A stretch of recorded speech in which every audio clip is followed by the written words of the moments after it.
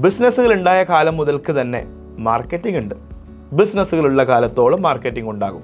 ഒരു ബിസിനസ്സിൻ്റെ മാർക്കറ്റിംഗിൽ വർക്ക് ചെയ്യുന്ന നമ്മളെ സംബന്ധിച്ചിടത്തോളം നന്നായി റിസർച്ച് ചെയ്യുക എന്നുള്ളത് വളരെ പ്രധാനപ്പെട്ട കാര്യമാണ്. ബിസിനസ്സുകൾ പഠിക്കാതെ, ബിസിനസ് എന്താണെന്ന് മനസ്സിലാക്കാതെ നമുക്കൊരു കാരണവശാലും അവരുടെ മാർക്കറ്റിംഗിൽ വർക്ക് ചെയ്യാൻ വേണ്ടി സാധിക്കില്ല. പുതിയ കാര്യങ്ങൾ സ്വയം പഠിച്ചെടുക്കാനുള്ള കഴിവുണ്ടെങ്കിൽ മാത്രമാണ് നമുക്ക് അപ് ടു ഡേറ്റ് ആയിട്ട് ഈ ഇൻഡസ്ട്രിയിൽ പെർഫോം ചെയ്യാൻ വേണ്ടി സാധിക്കുക.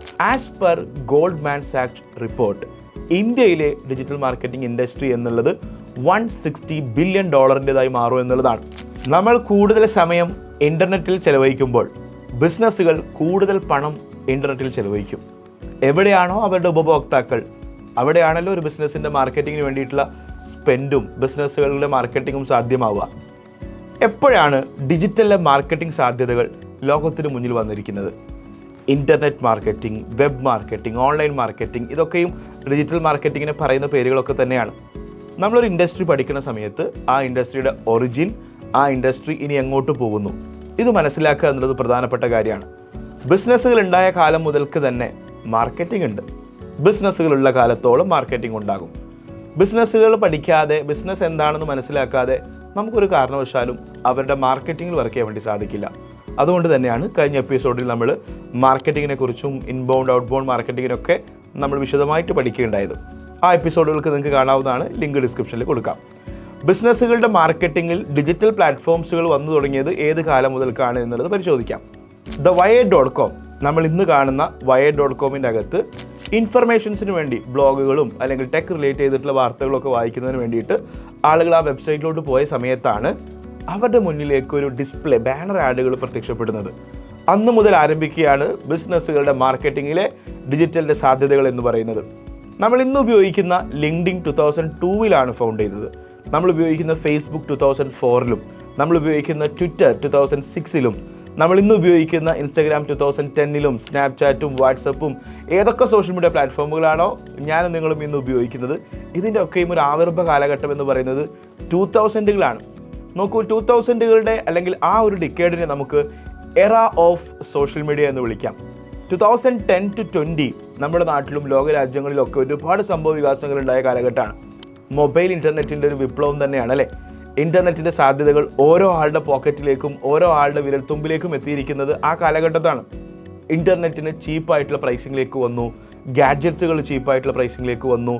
എൻ്റെയും നിങ്ങളുടെയും ഫോണിൽ ചെയ്യാൻ പറ്റുന്ന കാര്യങ്ങൾ എന്ന് പറയുന്നത് എഡ്ജ്-ടെക്, ഫിൻടെക് കമ്പനീസുകളുടെ ഒക്കെ ഒരു വരവോടുകൂടി നമ്മുടെ ഓൺലൈനിലെ പഠനവും നമ്മുടെ പണമിടപാടുകളും ട്രാൻസാക്ഷൻസും ഒക്കെ ഡിജിറ്റലായി മാറി എന്നുള്ളതാണ്. വളരെ റീസെൻ്റ്ലി ChatGPTയും ഓട്ടോമേഷൻസും ആർട്ടിഫിഷ്യൽ ഇൻ്റലിജൻസിൻ്റെ ഒക്കെ വരവോടുകൂടി മാർക്കറ്റിങ്ങിൽ ഇത്തരം സാധ്യതകൾ വന്നതോടെ നമ്മൾ ഇന്ന് ഉപയോഗിക്കുന്ന ഇ-കൊമേഴ്സുകളിലും നമ്മൾ ഇന്ന് ഉപയോഗിക്കുന്ന മൊബൈൽ ആപ്പുകളിലുമൊക്കെ ഒരു യൂസർക്ക് ചെയ്യാൻ വേണ്ടി സാധിക്കുന്ന അല്ലെങ്കിൽ അയാൾക്ക് ചെയ്യാവുന്ന ആക്ടിവിറ്റീസുകൾ എന്ന് പറയുന്നത് അൺലിമിറ്റഡ് ആയിട്ടുള്ള പൊട്ടൻഷ്യലായിട്ട് വളർന്നു വന്നു എന്നുള്ളതാണ്.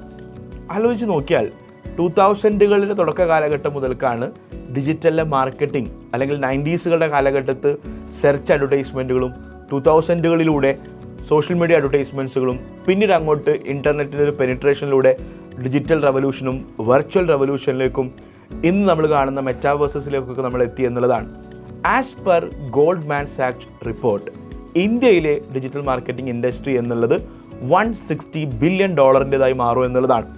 റീസെൻ്റ്ലി നമ്മുടെ IPLൻ്റെ ഡിജിറ്റൽ സംപ്രേഷണം കൊടുത്തിരിക്കുന്നത് എത്ര രൂപയ്ക്കാണ് എന്നുള്ളതൊന്ന് സെർച്ച് ചെയ്ത് നോക്കുക. ഇന്ത്യയിലെ മെറ്റയുടെയും ഗൂഗിളിൻ്റെയും ഇൻവെസ്റ്റ്മെൻ്റ് ഒക്കെ കാണിക്കുന്നത് ഡിജിറ്റൽ മാർക്കറ്റിംഗ് ഇൻഡസ്ട്രി എന്നുള്ളത് വളരെ വേഗത്തിൽ വളർന്നുകൊണ്ടിരിക്കുകയാണ് എന്നുള്ളതാണ്. ആർക്കൊക്കെയാണ് ഈ അവസരങ്ങൾ സാധ്യമാവുക? എങ്ങനെ എനിക്കും നിങ്ങൾക്കും ഈ പ്ലാറ്റ്ഫോമിലെ ഓപ്പർച്യൂണിറ്റീസിലൂടെ ഗ്രോ ചെയ്യാൻ വേണ്ടി സാധിക്കും? ഡിജിറ്റൽ മാർക്കറ്റിംഗ് പഠിക്കുന്നതിന് വേണ്ടിയിട്ടുള്ള നിങ്ങളുടെ ഈ ശ്രമങ്ങളിൽ ഇത്തരം കാര്യങ്ങളൊക്കെ മനസ്സിലാക്കുക എന്നുള്ളത് നിർബന്ധമാണ്. പ്രധാനമായിട്ടും നമുക്ക് വേണ്ട സ്കിൽ എന്നുള്ളത് നല്ല റിസർച്ച് സ്കിൽ ഉണ്ടാവുക എന്നുള്ളതാണ്. ഒരു ബിസിനസ്സിൻ്റെ മാർക്കറ്റിങ്ങിൽ വർക്ക് ചെയ്യുന്ന നമ്മളെ സംബന്ധിച്ചിടത്തോളം നന്നായി റിസർച്ച് ചെയ്യുക എന്നുള്ളത് വളരെ പ്രധാനപ്പെട്ട കാര്യമാണ്.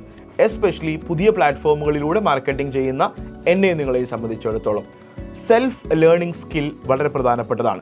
പുതിയ കാര്യങ്ങൾ സ്വയം പഠിച്ചെടുക്കാനുള്ള കഴിവുണ്ടെങ്കിൽ മാത്രമാണ് നമുക്ക് അപ് ടു ഡേറ്റ് ആയിട്ട് ഈ ഇൻഡസ്ട്രിയിൽ പെർഫോം ചെയ്യാൻ വേണ്ടി സാധിക്കുക.